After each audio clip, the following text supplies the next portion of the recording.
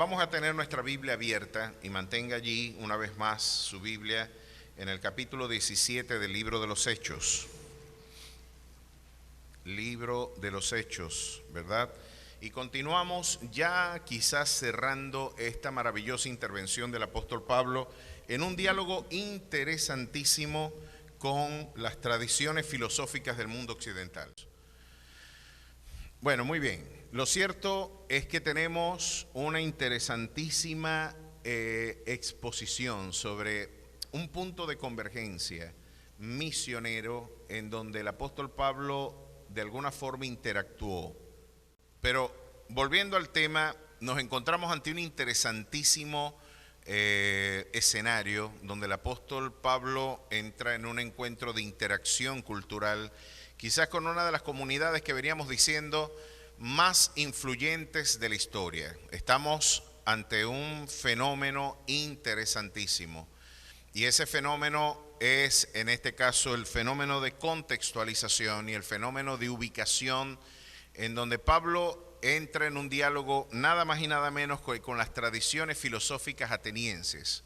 Y estuvimos explorando tanto las semanas pasadas como este viernes de la vigilia, cuando nos correspondió hablar sobre el fenómeno geopolítico que involucró pues la helenización, ese proyecto de globalización que para muchos sociólogos ha sido el proyecto de globalización más exitoso que ha conocido la historia, entre otras cosas porque a pesar de no tener los aparatos de divulgación que hoy disponemos, a pesar de no tener las tecnologías de información y de comunicación que hoy dispone la sociedad de lo que él llamaba el sociólogo canadiense Marshall McLuhan, la aldea global, no tenían redes, no tenían sistemas de comunicación informática, pero hasta el día de hoy gran parte de las ideas de la cultura helénica están perviviendo en nuestra cultura.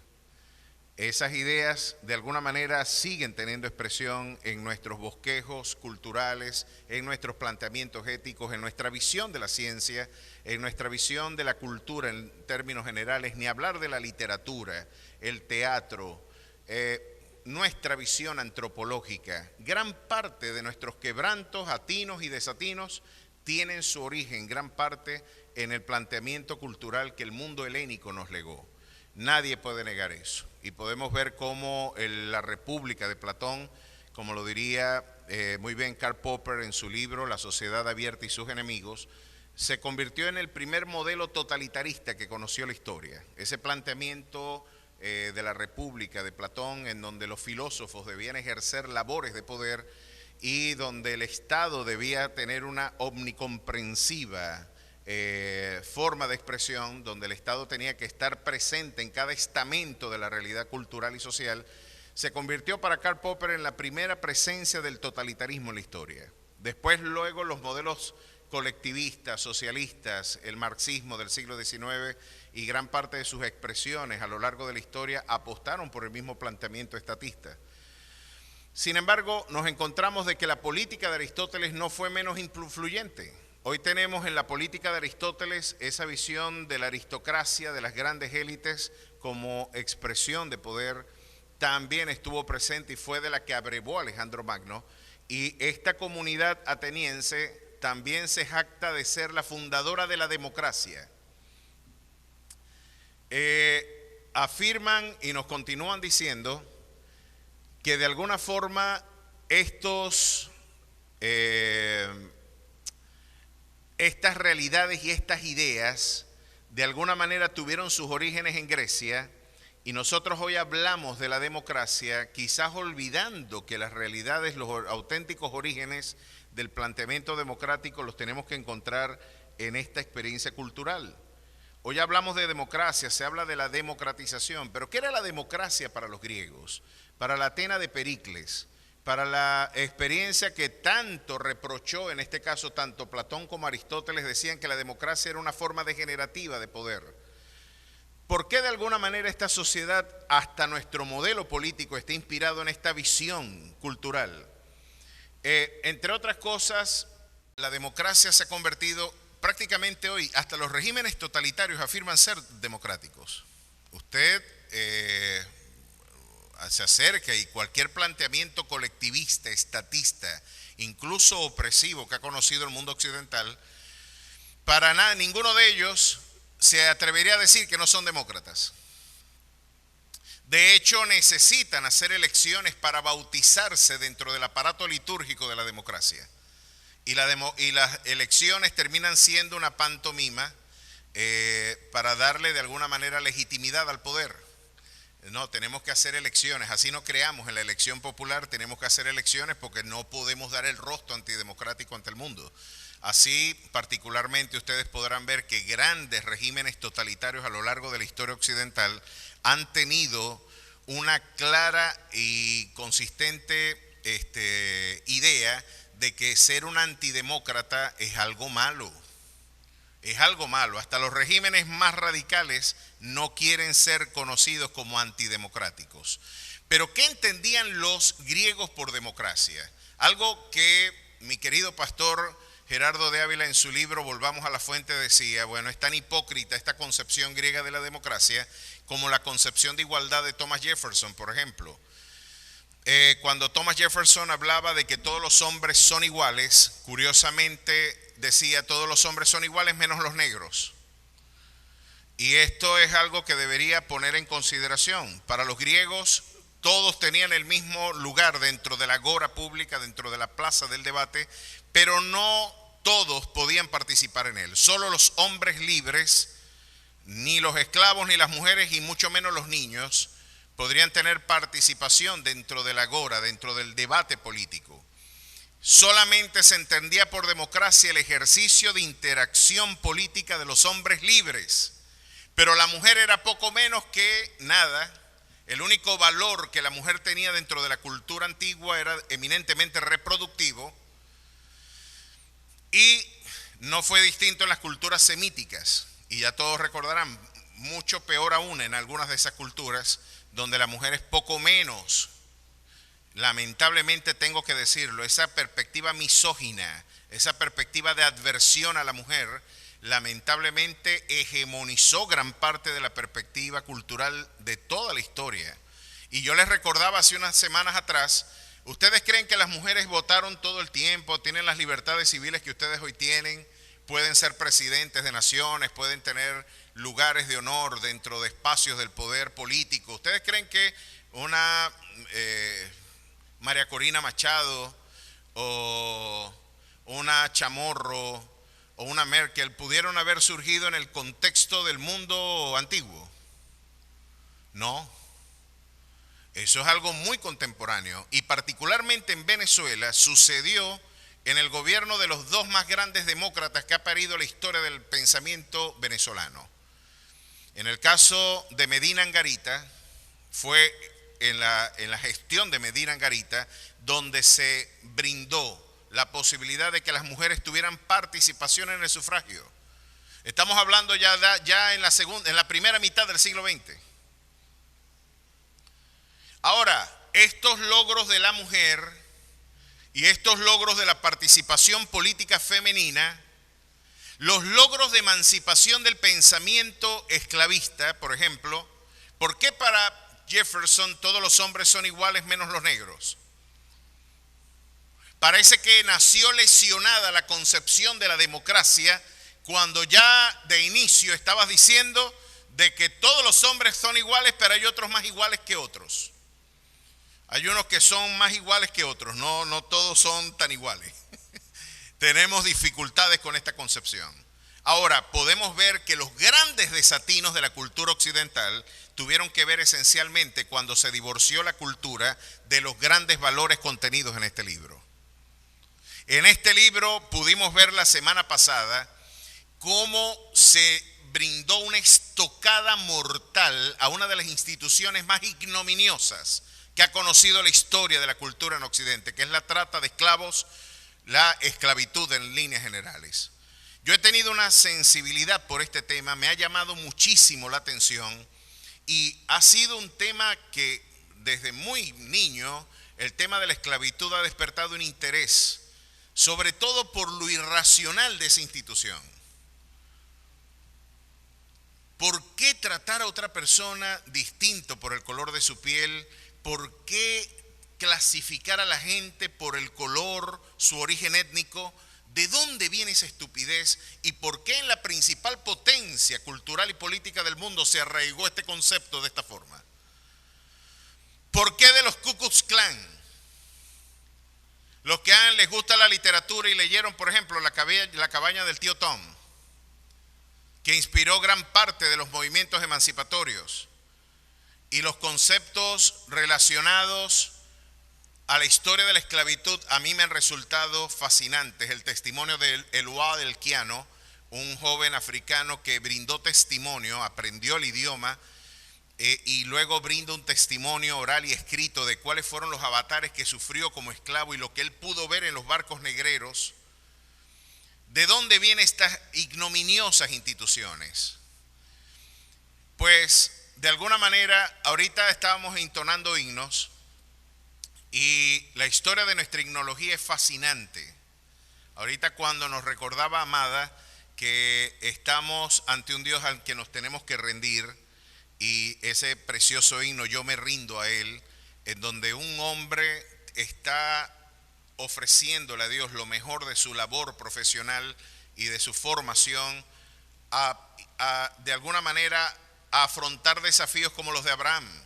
Salí de mi tierra sin saber a dónde iba. Lo único que sé es que tengo un Dios que me está llamando y que de alguna manera está delante de mí cual poderoso gigante. Afrontar la vida es inspiradora, lo que ese himno nos recuerda. Pero tenemos himnos maravillosos. Sublime Gracia, por ejemplo, Amazing Grace, de John Newton.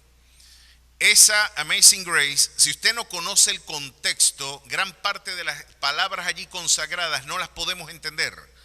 Y es que en Amazing Grace, en Sublime Gracia, un himno que deberíamos todos conocer y entonar, yo creo que es el segundo himno de los Estados Unidos. Allá abren un centro comercial y lo cantan. O sea, una cuestión impresionante. Esa Sublime Gracia fue escrita por John Newton, un traficante de esclavos negros, donde él está diciendo al Señor: tu sublime gracia pudo perdonar a un vergonzoso pecador que le dio trato a los negros de una manera ignominiosa como yo se las di. Tu sublime gracia, algo imposible de entender, es lo que ha permitido que un horrible pecador como yo hoy pueda levantar manos santas ante tu presencia. Pero es que lo que pasaba en esos lugares era vergonzoso. No quiero traer eso porque lamentablemente acá en Venezuela este no era un tema de debate anteriormente. Aquí, como cantaba el pavo real del Puma, aquí el blanco y la negra se casaban y como decía la canción del pavo real, no había ningún problema con la diversidad de los colores. Pero cuando se tomó el tema étnico como un tema de instrumentalización política, empezamos a ver una segregación: tú no eres de los míos, tú no eres de mí, y ya poco es poco menos que ser un delincuente, ser una persona blanca. Esto te identifica con, de alguna manera, los grandes élites del poder y te ven de una manera sospechosa como un burgués opresor, como un majunche que de alguna manera puede traer algunas lesivas concepciones del poder que no son muy propias de la mestiza comunidad política, ¿no? Esto lamentablemente pasó en Venezuela y se ha tomado esto como un elemento de instrumentación política. Pero no quiero recordar algunas de las ignominiosas verdades que quedaron enterradas en la historia, pero que lamentablemente son las que dan razón de una de las cosas que yo les decía hace algún tiempo. Mis queridos hermanos, es lamentable, es vergonzoso recordar, por ejemplo, que acá en La Vela un niño de 13 años costaba lo mismo que costaba un burrito. Un muleque, así le llamaban a un niño de 13 años, un muleque costaba lo mismo que un pollino. Que a las esclavas muriendo se les practicaban cesáreas solamente, y si tenían dificultades de parto les daban el tratamiento lamentablemente de un ganado. Sálvale por lo menos la criatura para que no perdamos de alguna forma la nueva generación, el próximo esclavito. Es vergonzoso si usted se acerca al acervo histórico que lo tenemos aquí a 1,25 cuadras. Ahí hay registros de venta. Ahí se dice cuáles fueron las familias que compraban y vendían. Solamente nuestra desmemoria nos hace olvidar la razón, y creo que yo dejé en el tintero algunos de los debates la semana pasada, por qué de alguna manera sentimos a veces vergüenza por nuestro origen étnico. ¿Por qué no queremos ser negros? ¿Por qué no queremos ser indígenas? ¿Por qué no queremos ser mestizos? ¿Cuál es el origen de nuestra evasión histórica? La evasión de nuestra mismidad histórica. No quiero ser quien soy. La vergüenza tiene que ver, entre otras cosas, por la lamentable historia de ignominia, de maltrato, de enajenación de la dignidad humana que algunas comunidades sufrieron. Y sin ánimo de querer oxigenar estos recuerdos para profundizar una crisis, yo quiero, porque hay conversaciones incómodas que hay que dar. Y esto se lo digo a los matrimonios, y esto se lo digo a las relaciones interpersonales. Muchas veces la sanidad de una relación pasa por conversar cosas incómodas. Y quizás la sanidad de nuestra memoria histórica y la sanidad de algunas de nuestros complejos puede pasar por la incómoda conversación de por qué yo siento vergüenza por mi realidad histórica. ¿Por qué no quiero ser quien soy? Porque me he conseguido con la vergonzosa realidad de negros e indígenas racistas. Increíble. Un negro o una negra que dije, no, yo no me caso con una negra, yo no me caso con un negro. ¿Y vos qué sos? ¿Cuál es el problema? No, yo me casé con una blanquita, yo me casé con un blanquito. ¿Y cuál es el problema? No hay ningún valor agregado en eso. ¿Por qué sientes el endorracismo? Quizás es la peor expresión de racismo que podemos tener, racismo con nuestro propio origen. Vergüenza por nuestro propio origen. ¿Saben de dónde viene? ¿Y por qué no lo hemos curado? Porque no hemos llegado al punto que Pablo luego explicaría a la iglesia en Roma en el capítulo 12, verso 1 y 2. Y que debe ser el esfuerzo de la iglesia en su labor magisterial, y que debe ser el esfuerzo de la iglesia en su proclamación, en su ministración, en recordarle al hombre cuál es el origen de su identidad espiritual, de su dignidad espiritual. De alguna manera, Pablo viene e introduce aquí un concepto en el Areópago de Atenas que vino a implosionar esta vergonzosa institución y que tenemos que recordarla como iglesia para que algunos de los quebrantos sociológicos de nuestra cultura, de la sociedad a la que proclamamos, porque este evangelio es mi convicción, no solamente transforma vidas, este evangelio transforma naciones, transforma sociedades, impulsa un cambio cultural sustancial. Este evangelio transforma la realidad integral de la condición humana. Y a la comunidad de demócratas atenienses, Pablo viene y le dice, no es tan democrático esta reunión. Yo no veo aquí mujeres y esclavos, no confunda esclavos con negros. Los primeros 5 esclavos que tuvo Venezuela eran blancos, no eran negros.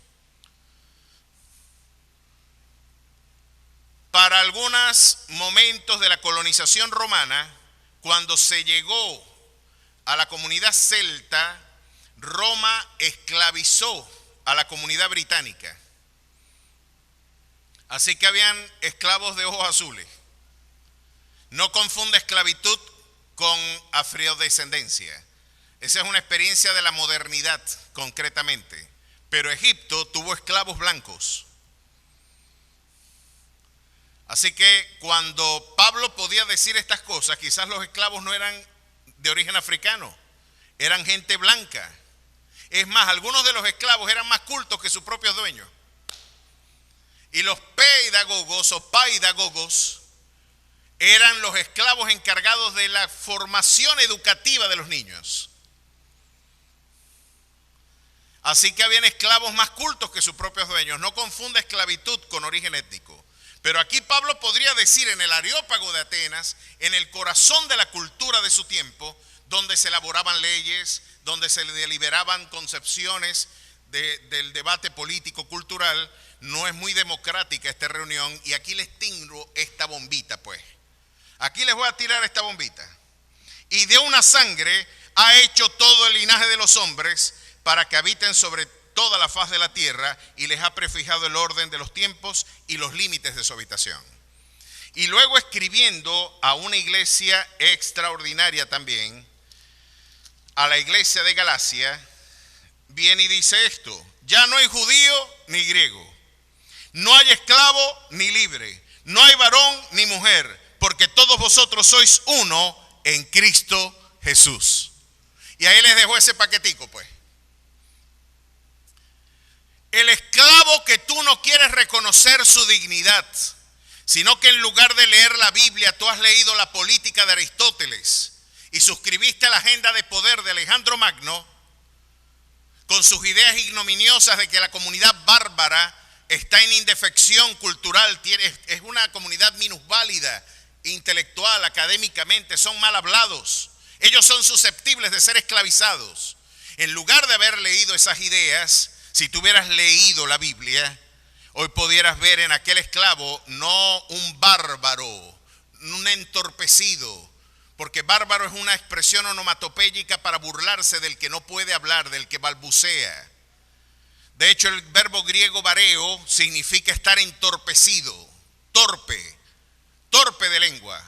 Este mal hablado, este mal portado. No, allí está reflejada la imagen del Creador. Y cuando tú la violentas, estás pecando contra el Rey del cielo y de la tierra. Así que desconociendo este concepto, la cultura en Occidente cometió los peores excesos, las peores vergüenzas que podemos traducir. Y si hoy no queremos ser quienes somos, si sentimos vergüenza por nuestro origen étnico, yo les hablaba de las investigaciones que se hicieron en la UNEFA con referencia a la autoestimación coreana, ni siquiera falconiana. Es un tema muy propio de Coro, no es de la sierra, no es de Paraguaná, no es del occidente ni del oriente del estado, es de Coro el problema. Y como yo estoy pastoreando acá, este es un problema que me alude. El asunto es que se hicieron investigaciones de aproximación sociológica al comportamiento académico de la UNEFA, Coro Maracaibo, y el desempeño académico de Coro estaba excelente, pero la autoestimación estaba por el suelo. En cambio, en el Zulia, el desempeño académico era terrible, pero la autoestimación la tenían por el techo. Ustedes saben que lo que es real en sus ideas es real en sus consecuencias. Y si ellos se creen, bueno, mejor no le digan nada, pues vamos a decir que se la cree, usted verá. Pero ¿por qué había un problema de autoestimación? Tiene que ver con lo que estamos hablando. Tenía que ver con eso, porque a pesar de sus logros académicos, muchos jóvenes estaban batallando con la idea de su origen. ¿Cómo corregimos esa vergüenza que es la piedra angular de nuestra salud emocional y aún psicológica? Porque si usted no se siente bien con usted mismo, usted tendrá un conjunto de detonantes lesivos. Si usted tiene una falsa concepción de quién es usted, no tenemos, decía el apóstol Pablo, que tener una más alta estima o un mayor concepto de sí mismo que el que debemos tener. No estamos hablando acá de una interpretación desmedida o una interpretación, hacernos ilusiones como la autoayuda hoy nos quiere decir. Yo tengo serios planteamientos y dificultades que hacerle a estas formas de psicología de divulgación, en donde se le dice, es que tú tienes que pensar que la fuerza está en ti. El universo conspira a favor tuyo. Yo me imagino un hippie diciendo esas cosas o escribiéndolas, ¿no? Un tipo de estos de paz y amor, y me los imagino con esa cadencia de hippie caraqueño, y si le agregamos algunos narcóticos más, suena algo así: es que la fuerza está en ti, es que tú eres el tigre descubre el campeón que hay en ti. Y suenan más o menos así. Y uno dice, uno mira para adentro, ¿y dónde estará ese cunaguaro, chicos? Y el tigre ese, ¿dónde estará? Porque yo lo que veo es que estoy limpio. No, gran parte de los criterios culturales no puedo encontrarlos en mí. ¿Será que en verdad yo tengo que tener esa deformante autopercepción para poder emerger de mi crisis? ¿Será que yo tengo que mentirme a mí mismo? ¿Será que mintiéndome a mí convierto realidades? Pues el gran problema del tema de la autoestimación es que tanto la filosofía como la sociología, como la psicología, como la antropología, como la economía y toda actividad científica social, si no está abrevando de estas fuentes, usted va a meter en problemas a mucha gente. La Biblia no habla de autoestimación, la Biblia habla de cristoestimación. ¿Quién soy yo en Cristo Jesús? Y si usted ve la autoestimación que Pablo, si nosotros desde una perspectiva antropológica evaluamos quiénes somos, yo tengo muy malas noticias. Acompáñeme al capítulo 3 de Romanos. Romanos capítulo 3. Somos un centauro ontológico, una realidad donde la miseria y la virtud se congregan, donde el triunfo y la miseria, donde la precariedad y la abundancia, donde lo terrenal y lo celestial parecen concurrir. Somos un ser complejo, pero un ser miserable, porque hay un cáncer que lesionó la condición humana, que no es la variable de ningún sistema antropológico, y es el pecado. Bajo ese concepto ningún modelo antropológico quiere entenderlo. No, eso es medieval. Eso no es científico hablar del pecado. Y aún hablan con el optimismo lírico de la presunta benignidad de la condición humana. El hombre es bueno por naturaleza. Es la sociedad quien le corrompe. En el Emilio, así lo entendía la Ilustración con Rousseau, por ejemplo, de la que abrevó toda la tradición política de nuestros emancipadores. Desde Francisco de Miranda hasta Simón Bolívar, abrevaron de esa concepción optimista, lírica del hombre. El hombre es bueno. Rodríguez predicó esa concepción de que el hombre es bueno por naturaleza. Es la sociedad quien lo corrompe. Pues la Biblia borra de un plumazo esta percepción y dice, no es bueno nada. Mira lo que es el hombre. Capítulo 3, verso 9 del libro de Romanos. La epístola a los Romanos. ¿Qué pues? ¿Somos nosotros mejores que ellos? En ninguna manera. Pues ya hemos acusado a judíos y a gentiles que todos están bajo pecado. Como está escrito, no hay justo ni aún uno. No hay quien entienda. No hay quien busque a Dios. Todos se desviaron, aún se hicieron inútiles. No hay quien haga lo bueno. No hay ni siquiera uno. Esto es una estocada a la soberbia, a la autopercepción, a la visión de la autoayuda. Porque una descripción objetiva, desarraigada del sentimentalismo, del romanticismo, que le es propio a gran parte de estas perspectivas postestructuralistas, de lo políticamente correcto, si evaluamos la condición humana en su objetividad, esto es pesimismo antropológico. Dios, si nos ve tal como somos, así nos ve Dios. ¿Podrá Dios estar equivocado? Aquí nos estamos jugando los teólogos un debate en las ciencias sociales. Aquí la teología viene a impugnar a gran parte de la autonomía intelectual de nuestros investigadores. ¿Cómo lidias tú con el problema del pecado? ¿O es que no es una variable a considerar? Porque hoy tenemos, el robo no es un pecado, es una enfermedad. La homosexualidad no es un pecado, es una enfermedad. Y patologizar el pecado es legitimarlo. Porque en la Biblia no dice los diabéticos no entrarán al reino de los cielos. Los hipertensos no tendrán parte en el reino de gloria. No. Allí dice los injustos, los pecadores. Si esto fuera una enfermedad, Yo no puedo delegar en la autonomía moral del hombre la responsabilidad de su culpa.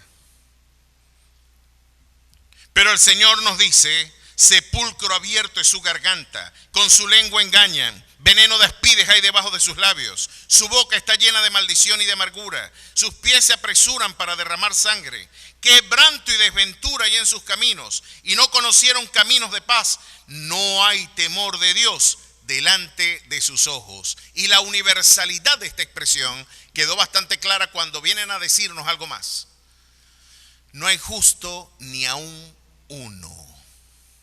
No hay una persona digna de la justicia divina en la historia de la humanidad. Por eso decía Spurgeon, atendiendo a esta concepción, él decía: no te pongas bravo cuando hablen mal de ti. ¿Sabes qué? Cuando hablan mal de ti, todavía están mintiendo, porque tú eres peor de lo que ellos dicen. Todavía le hacen falta unos trazos negros y grises al cuadro que ellos describen. Y si somos honestos y somos bíblicos, porque aquí es donde tengo que desafiar a la iglesia, usted tiene que escoger desde qué perspectiva usted va a evaluar la condición humana. Yo, como investigador social, en mis primeros caminos, pensaba que hacer filosofía, por ser una actividad científica o cultural, humanística, bueno, esto tiene un valor en sí mismo. Aquí no se mete la teología.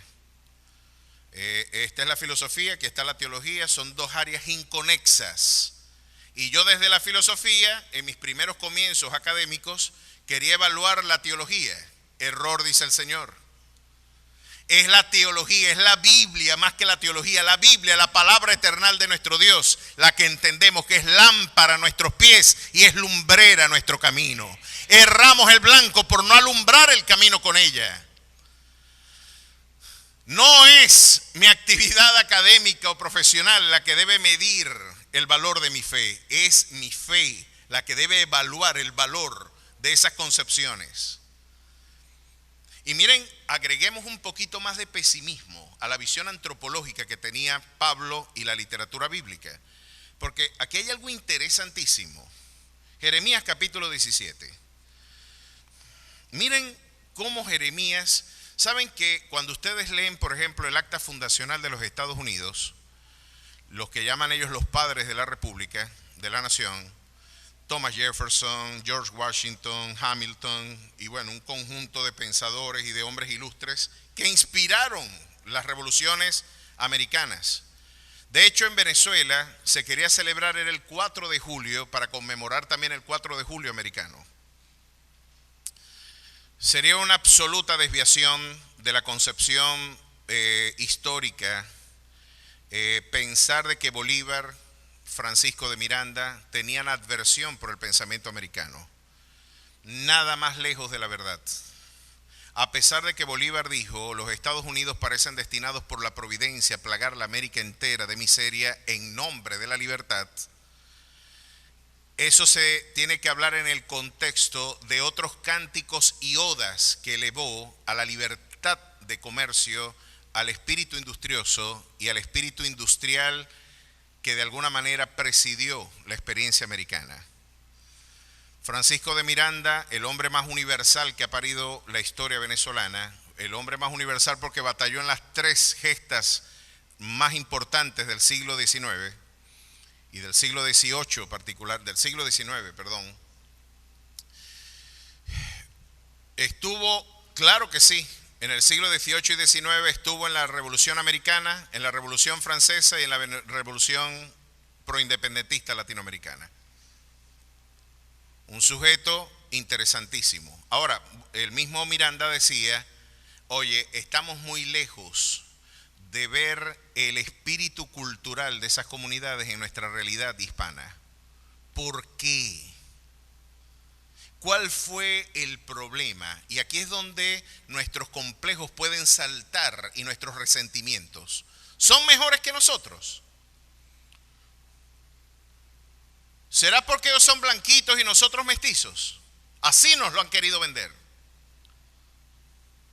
¿Será que ellos tienen algo más que nosotros no tenemos para vivir así? para triunfar así? ¿Por qué los premios Nobel salen de allá y no de acá en su mayoría? El 87% de los premios Nobel tienen su origen en países reformados. Y el país per cápita con mayor número de premios Nobel es Israel. Pero los que ganaron los premios Nobel, siendo de origen judío, vivían en pueblos reformados.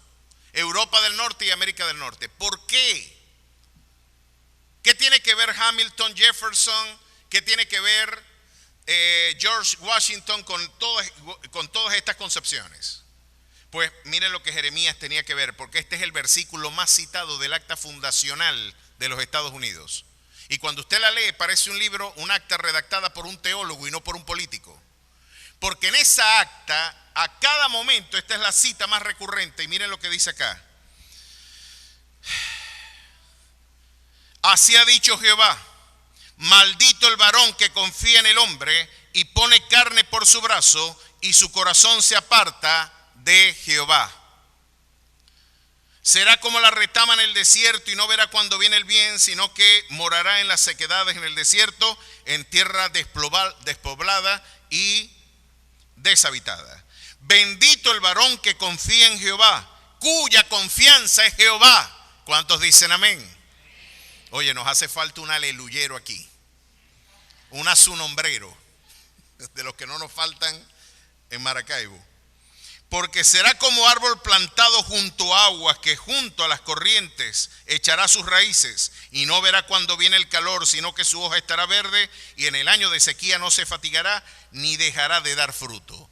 Engañoso es el corazón más que todas las cosas, y perverso. ¿Quién lo conocerá? Estos dos versículos, maldito el hombre que confía en el hombre y engañoso es el corazón más que todas las cosas y perverso, son los dos textos más citados de las actas fundacionales de los países más exitosos. ¿Por qué? Porque cuando usted ve la vida, porque si supongamos que estos lentes es la Biblia, usted se pone los espejuelos de esos valores. Y yo voy a ver la vida desde estos valores. Voy a ver la vida desde estos valores y quiero interpretar, oye, desde acá me están diciendo de que no hay justo ni a un uno.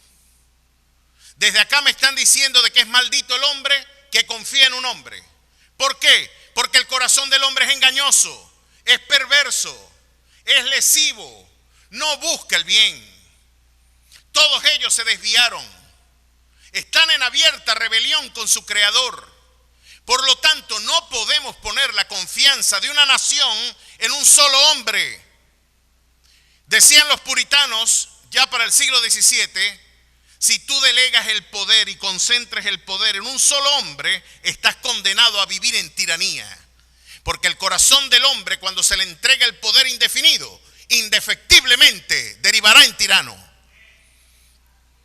Necesitamos dividir el poder y poner controles y balances donde exista autonomía en el poder judicial, en el poder legislativo y en el ejecutivo, para que si alguno de ellos, porque el Señor nos dijo que son malos, por constitución son rebeldes. Si alguien quiere después crecérsele el corazón y decir se va a imponer y yo soy el Estado, los otros dos factores de poder, como ellos lo llamaban check and balance, vamos a poner controles y balances donde el ímpetu de la soberbia del hombre se verá controlado.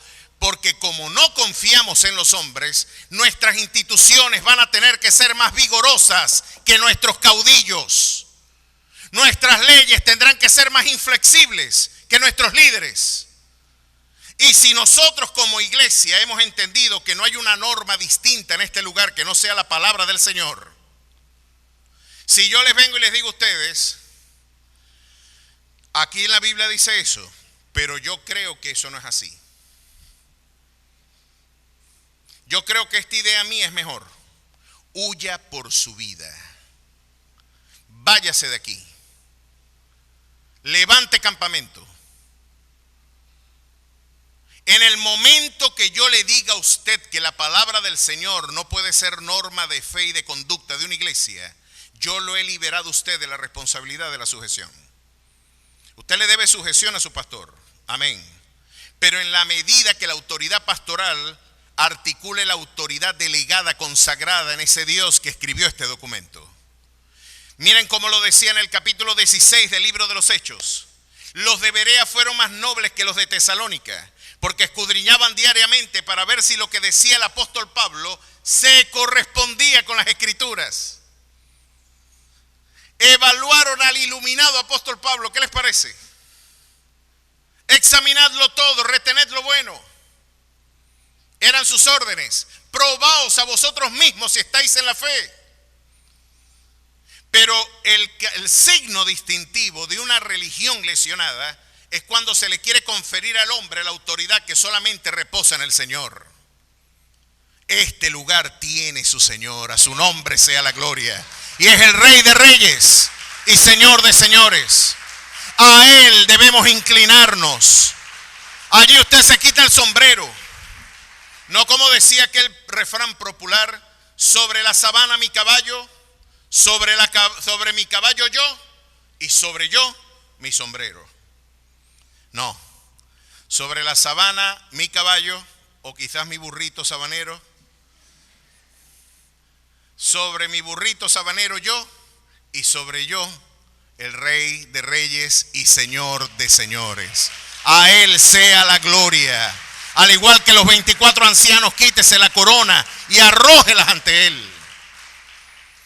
Pero entonces si yo quiero convertirme en el rey de este recinto, yo empiezo a decir, no, yo no soy tan malo como Pablo dice en Romanos 3. Yo soy bueno. En coco, vos sos bueno. El poder delegado de manera indefinida en un hombre siempre degenera en tiranía. No tengo que recordar los eventos históricos que pueden demostrar eso. Ya me he metido en muchos problemas. Pero es evidente que la Biblia no se equivoca. Ahora Pablo, volvamos a Pablo. Devolvamos el carreto. Oye, ¿esto es lo que ustedes llaman democracia? A esto es lo que ustedes llaman libertades. A la tiranía de algunas élites. Tengo que recordarles algo. El Dios al que yo anuncio y que con tanta gentileza ustedes me han abierto el espacio para yo proclamarles, ha hecho de todo el género humano de una sola sangre. Y la idea de las razas, hasta la biología hoy la desmiente. Somos hombres de un mismo origen, con un mismo padre como origen. En este caso, no todos son hijos de Dios, pero todos somos criaturas de Dios. Es hijo solo aquel que puede, como decía el Señor, a todos los que creyeron en Él y reciben en su nombre, les dio la potestad de ser llamados hijos de Dios. Pero todos somos criaturas de Dios. Yo no necesito que un islámico se haga cristiano para yo reconocer en él la dignidad que tiene. Yo estoy obligado por mi fe, aún hasta mi agresor, reconocer que hay algo en él que se parece al Dios al que yo sirvo. Y ese es el principio de los derechos humanos. El valor de la humanidad es absolutamente estéril buscarlo si usted no se ancla a la cosmovisión cristiana. Porque si el hombre es lo que Darwin decía o lo que Marx decía, un animal, el zoon politikon de Aristóteles, el animal político, el animal racional, entonces un niño disminuido en sus facultades intelectuales no es un hombre. Un niño con síndrome de Down no es un hombre. O como Ginés de Sepúlveda quería decir, no es un zoon politikon, no es un sol, no es un animal racional. Los indígenas no hablan nuestro idioma, por lo tanto son monos sin rabo. Así llamó a la comunidad del Cusco. ¿De dónde entonces podemos abrevar dignidad? ¿Dónde podemos encontrar el valor que nuestra cultura nos ha negado? ¿Dónde podemos encontrar? Porque hasta acá en la Biblia, después de todo, pastor, la lectura de Pablo no es nada alentadora. Y están diciendo que yo tengo veneno de aspid, de culebra debajo de mi lengua. ¿Cómo se resuelve esta crisis? Ahora Pablo viene y les dice, pues la única manera de usted ver dignidad en todo ese género humano es reconociendo que tiene su origen en Dios, de que somos imagen y semejanza, somos hechos un reflejo, imagen y semejanza del Rey de Gloria al que adoramos, y cualquier gesto de despropósito contra la condición humana, Dios te tomará por homicida y por pecador. No importa que no se parezca a ti, no importa que no comparta los mismos criterios y valores. Lo único que a ti te debe importar como cristiano es que tiene la imagen de tu Creador allí forjada. Así como una vez en una ocasión, un noble inglés se le cayó una moneda en una alcantarilla. Y comentan que era de noche cuando se le cayó la alcantarilla y era un lord de la corte imperial británica y prendió un billete de más valor para hacer una fogatica y poder buscar la moneda. Y le dijeron, pero esto sí es un tremendo loco, quemar un billete de 100 para buscar un bolívar. Y le dijo, no, es que en esa moneda está impreso el rostro de mi rey y yo no puedo permitir que se ensucie. Tengo que recogerlo de la cloaca. ¿Se dan cuenta lo que el cristianismo le hizo a la historia? ¿Se dan cuenta lo que la predicación del evangelio le puede hacer a las sociedades? Ahora, después de todo, pastor, usted ha dicho que somos viles pecadores, de que es maldito confiar en el hombre, porque maldito el hombre que confía en el hombre, desde que su corazón es engañoso y es perverso. ¿Cómo entonces yo me interpreto? ¿Cómo debe ser mi autopercepción? Ahí es donde está el problema, que debes reconocer que tú no te hiciste a ti mismo, sino que Dios nos hizo a nosotros y no nosotros a nosotros mismos. No es autopercepción. Incluso me atrevo a decir, con el riesgo de ser mal interpretado, ni siquiera es autoestimación, es Cristoestimación. Yo todo lo puedo en Cristo porque Él me fortalece. Él. Pablo decía, yo en poco tengo ser juzgado por tribunal humano, porque ni aún yo mismo me juzgo a mí mismo, sino que el que me juzga es Dios. Miren lo que está diciendo Pablo en vocabulario metadiscursivo, lo que está diciendo, mi identidad no depende del tribunal social, mi identidad ni siquiera depende de mi autopercepción. Yo soy lo que soy, es por la gracia de mi Dios. A su nombre sea la gloria. Y mire lo que usted es. En Él. ¿Quién soy yo en Él? Ahora me voy a poner otra vez los lentes de la fe. Ahora los veo ustedes. Y digo, real sacerdocio, nación santa, pueblo adquirido por Dios, para anunciar las virtudes de aquel que nos llamó de las tinieblas a su luz admirable. Eres la sal de la tierra, eres la luz del mundo, eres su especial tesoro, la niña de sus ojos, de sus manos nadie te arrebatará. ¿Quién te podrá librar?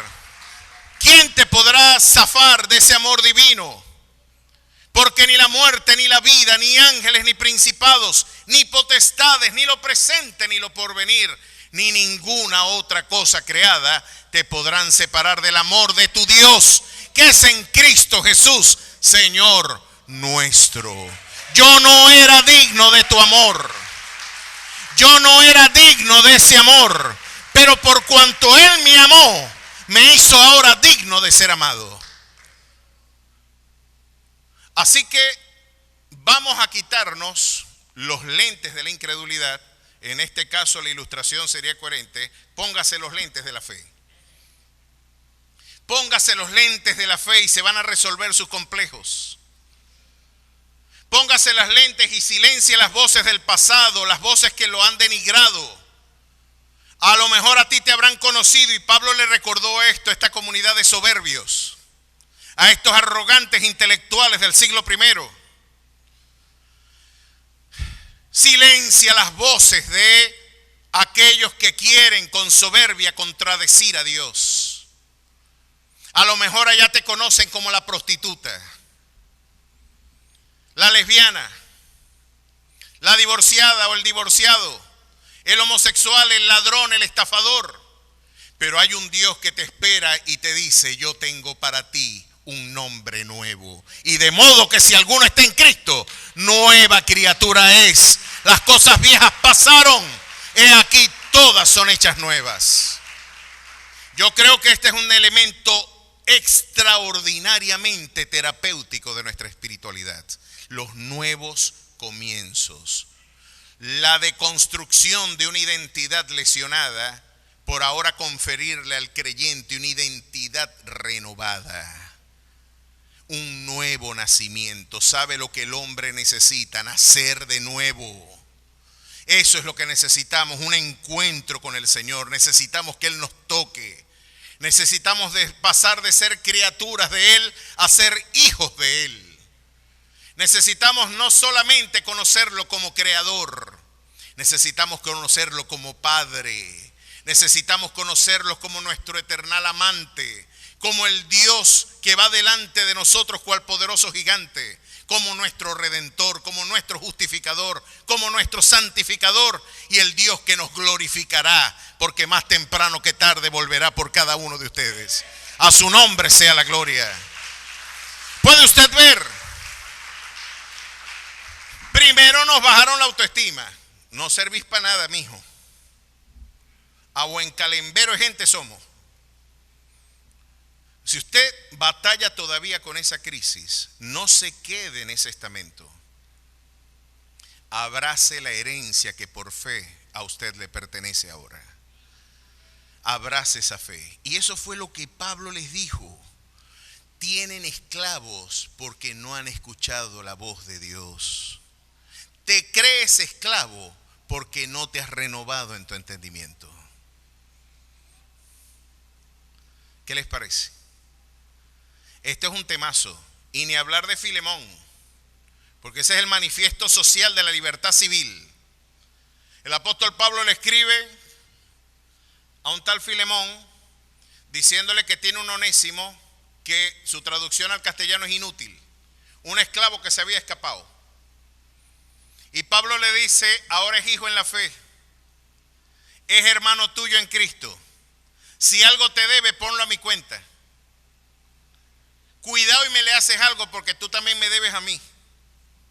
Quite a Pablo y ponga a Cristo. Y ahora Jesús está diciéndole al esclavo que escapó, a los que le estaban oprimiendo: ten cuidado en tratarlo mal, porque él es tu hermano en la fe. Y si es tu hermano en la fe, todo lo que hagas en contra de él, Dios lo tomará como pecado. Si algo te debe, yo lo voy a pagar. Y ten cuidado con lo que hagas con él, porque tú también me debes a mí. ¿O es que no le debemos al Señor? Maravillosa historia la de Filemón, y cómo con un sandaliazo mojado, porque se pega duro, eso pica. Eso es motivo de aflicción, pero luego da fruto apacible de justicia en los que en ellas han sido ejercitados. Y mi mamá dice amén.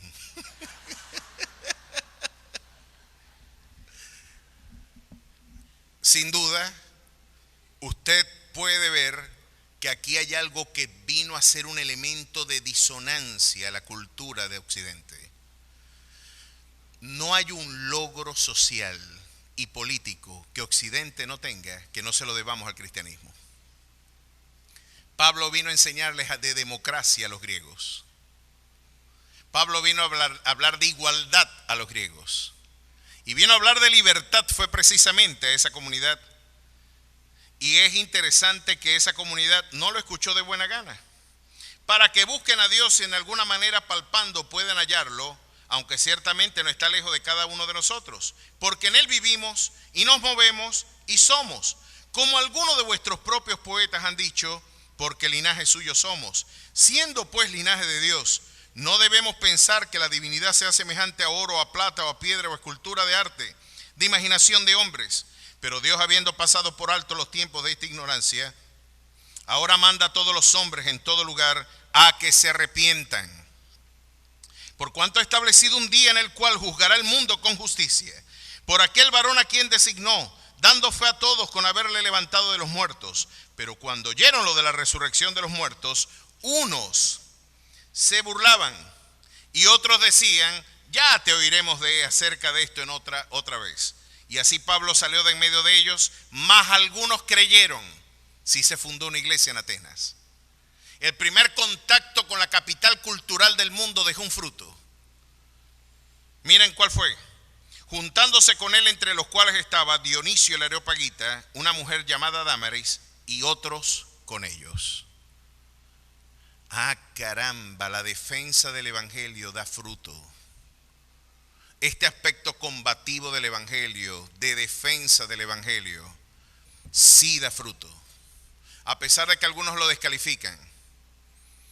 A pesar de que algunos dirían: Pablo fracasó en Atenas. No sé por qué dicen que fracasó. Porque se burlaron de él. Creo que le fue mejor que en Listra. En Listra lo apedrearon. Y nadie dice que fracasó. Aquí se burlaron de él algunos, pero otros creyeron.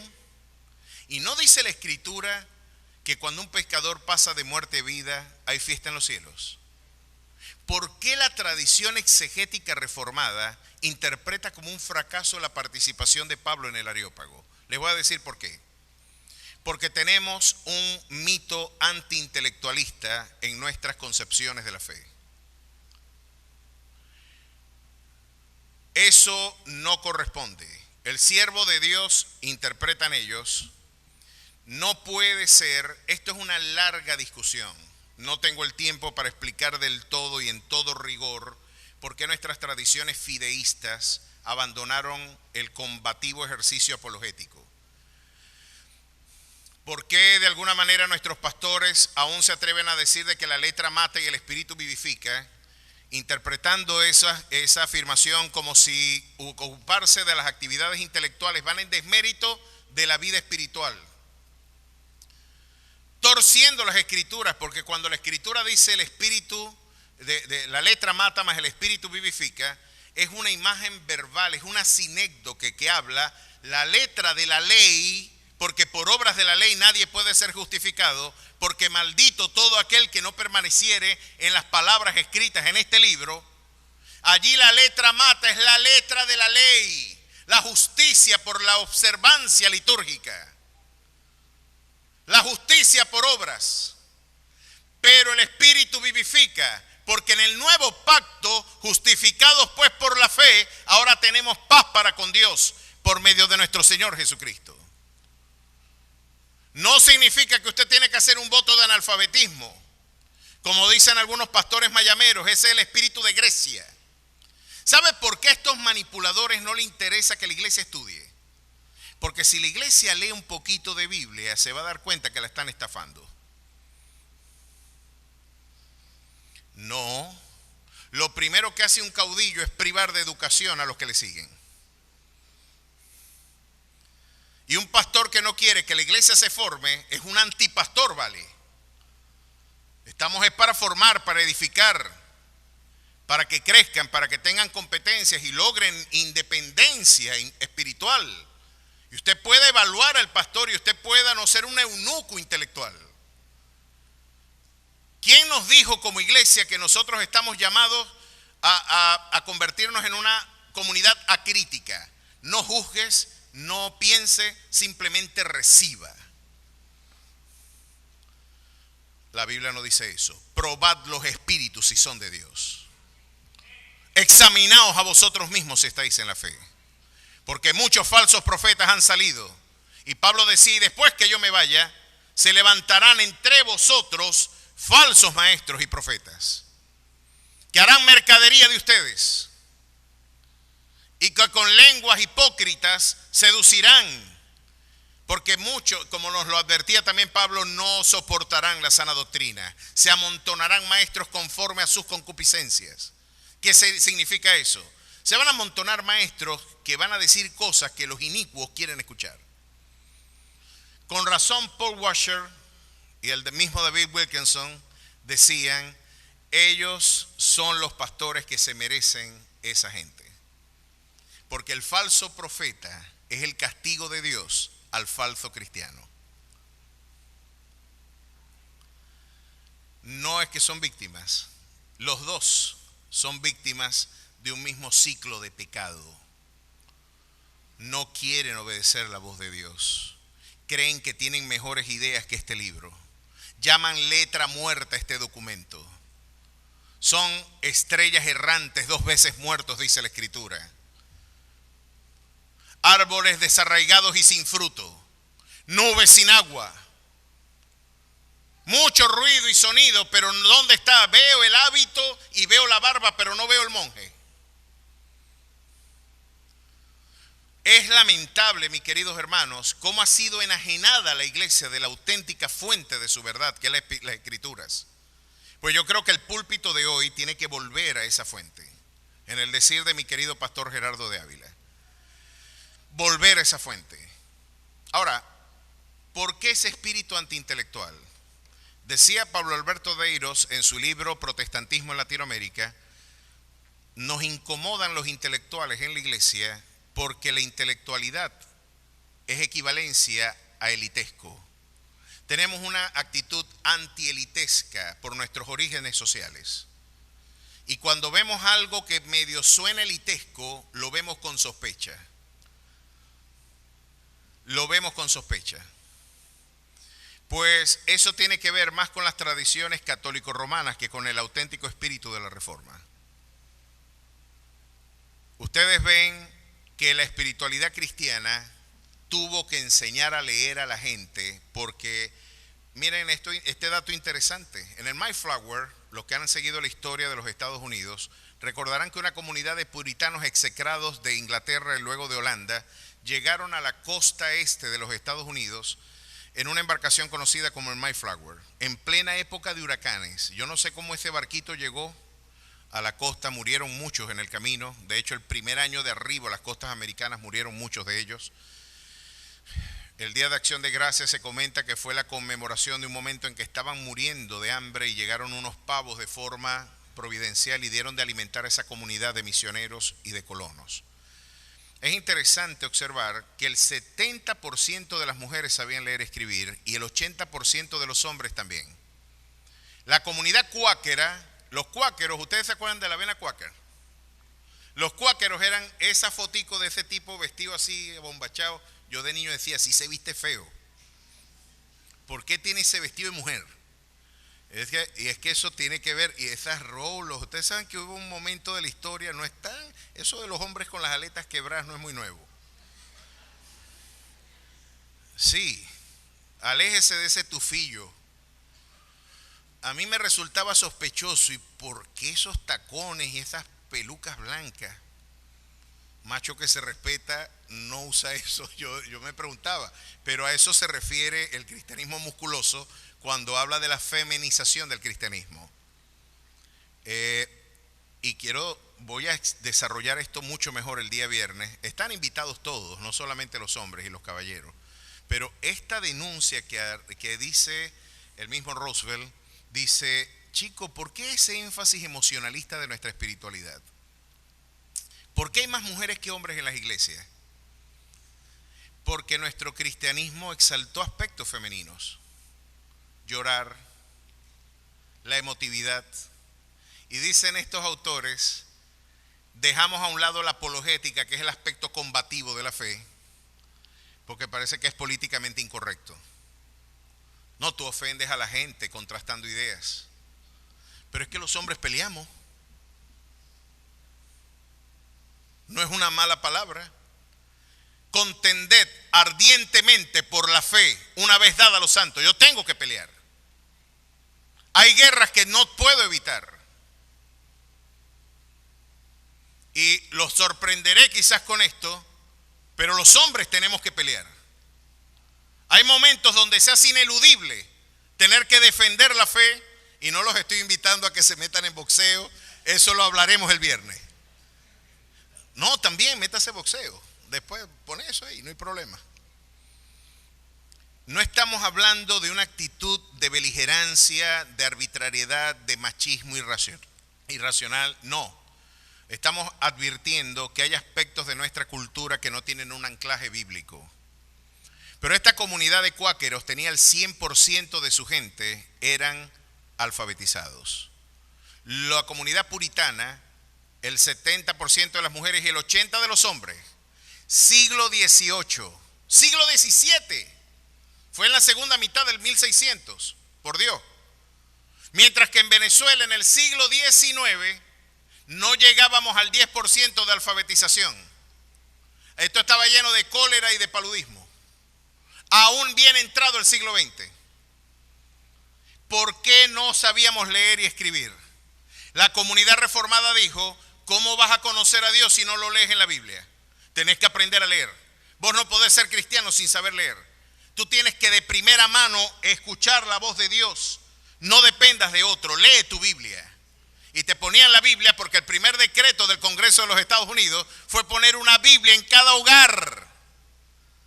El triunfo de los Estados Unidos no se le debe al capitalismo, no se le debe a la economía de mercado, ni al esplendor de su aparato de guerra. Se derivó de esta idea: bienaventurada la nación cuyo Dios es Jehová. Y decir, en Dios confiamos. Y hoy algunos crujirán los dientes. ¿Será el capitalismo? No. Ese capitalismo va en decadencia porque se olvidó del Dios que lo fundó.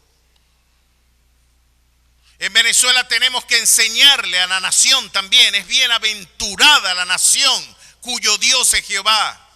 Si lees la Biblia no vas a tener caudillos mesiánicos, porque vas a decir lo que Jeremías te enseñó: maldito el hombre que confía en el hombre.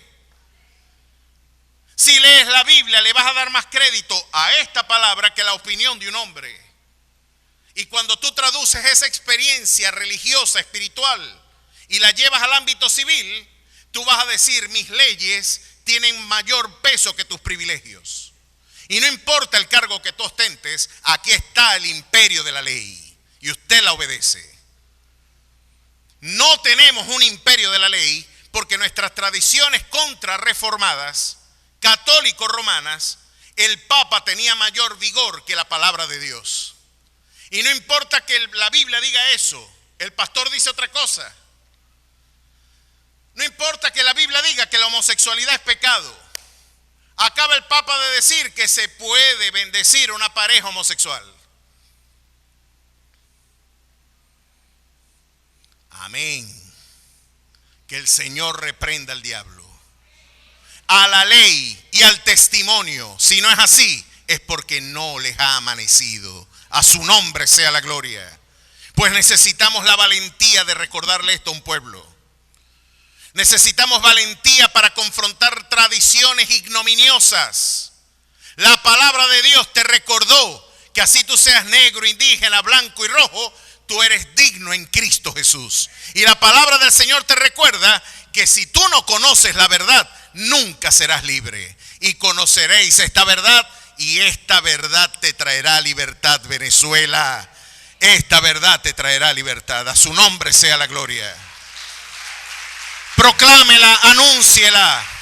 Dígale al mundo, estos valores hay que enseñarlos. Ahora, ese espíritu antielitesco que presidió gran parte de nuestro... No nos gusta que nos hagan pensar en la iglesia. Es muy intelectual.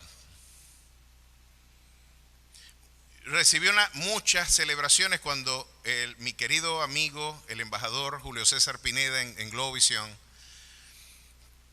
estuve asistiendo, como ustedes recordarán, a varias de sus invitaciones. Pues terminamos siendo amigos a pesar de que el primer programa fue un contrapunteo interesantísimo.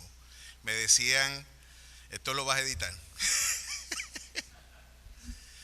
No le tiene mucho cariño a los pastores el embajador, así que te va a decir de alguna manera algunas cosas. Y me tiró preguntas para sacarme. ¿Y de dónde viene esto? Y no me terminaba de dejar de hablar cuando me tiraban otras preguntas. Pues me dio 2 negros y él me dice, nunca le había dado a un pastor 2 negros. Nunca.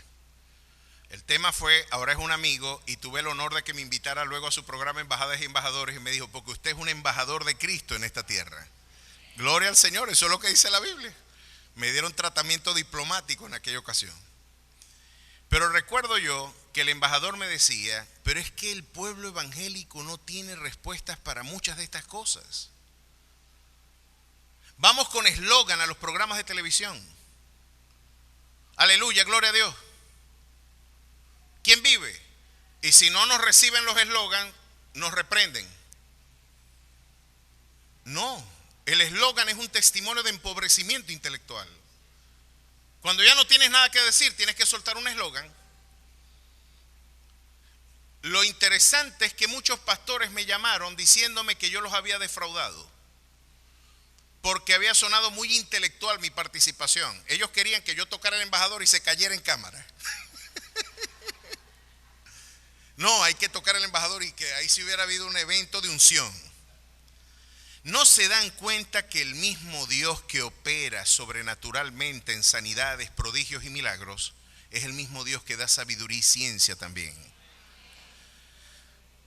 Lo interesante es que tenemos que tener una respuesta para estos sectores, y Pablo, sin ningún tipo de complejos, miren lo que hizo Pablo, como vuestros propios poetas también dicen. Esto es algo interesantísimo. Como también han dicho, porque linaje suyo somos.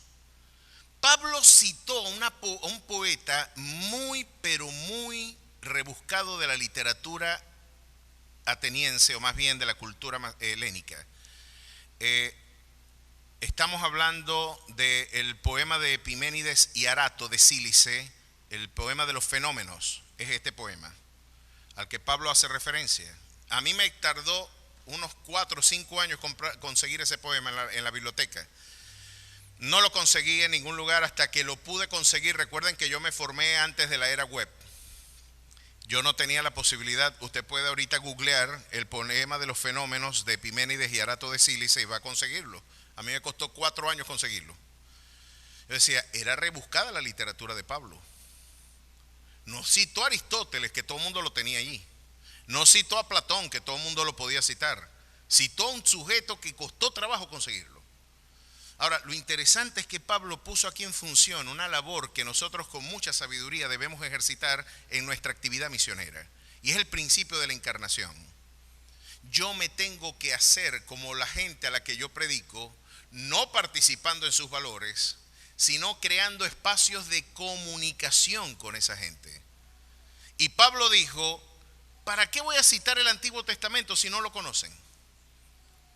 Voy a citar un poeta de ellos que dijo algo que la Biblia también dice, y voy a utilizar, no hay mejor cuña que la del mismo palo. Con su propia cultura les voy a demostrar lo errada de su concepción. Claro que esto es para gente madura en la fe, para gente que está ya ejercitada en el discernimiento del bien y del mal. De allí viene la importancia de la educación bíblica. Y ahí viene la importancia de madurar, de dejar los rudimentos y poder entender, porque luego Pablo, de salir de Atenas, fundó tuvo el primer encuentro con la iglesia de los Corintios.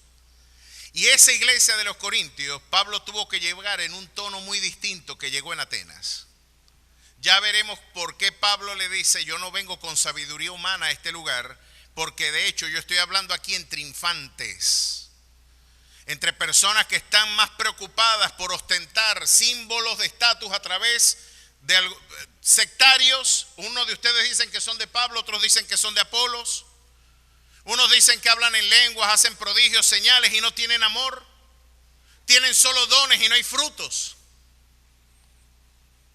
Y si usted tiene dones y no tiene fruto, es como metal que resuena o címbalo que retiñe. Predicaban que se podían bautizar en nombre de un difunto y negaban la idea de la resurrección. Pablo dijo, yo tengo que hablarles a ustedes como a niños. Yo no puedo venir acá hablando de alguna manera muy excelsa.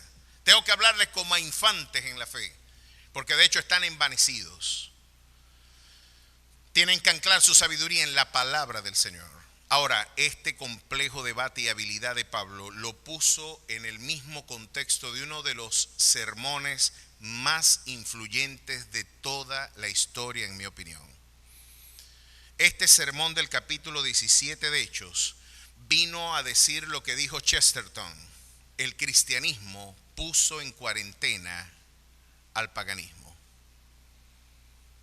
Este sermón, este evangelio, esta exposición puso en cuarentena al mundo occidental y lo resemantizó una vez y para siempre. Y esta cultura hoy está en peligro.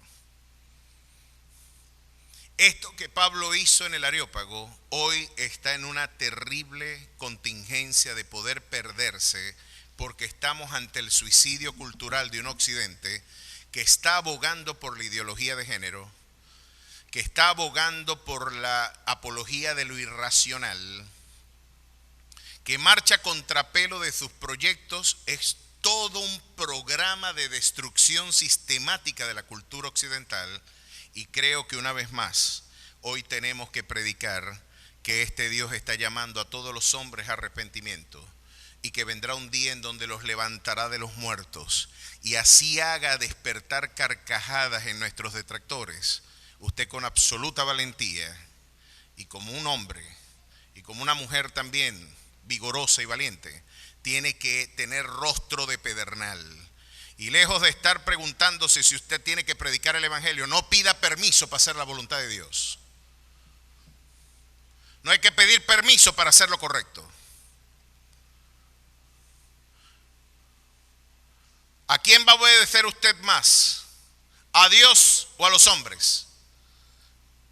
Pues necesitamos predicadores incómodos como Pablo, que vengan una vez más a poner en cuarentena la crisis de este siglo, y que, a pesar de que podemos despertar carcajadas en algunas tribunas, vamos a tener aplausos celestiales cuando la iglesia, dignamente vestida de santidad, recibirá al Rey de Gloria, porque el que ha de venir vendrá y no tardará, dice el Señor.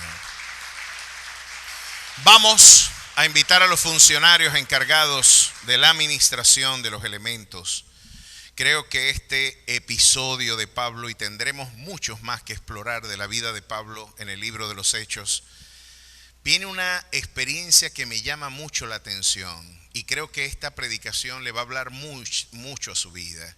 ¿Qué hacer cuando llega una tormenta? Vamos a ver el naufragio de Pablo, vamos a ver lo que pasó con Pablo rumbo en el mar Mediterráneo, y la forma en la que Dios le dio un rumbo maravilloso a todo este emprendimiento, a este viaje, y cómo Dios providencialmente trazó la línea misionera que Pablo tenía que emprender en su llamado ministerial.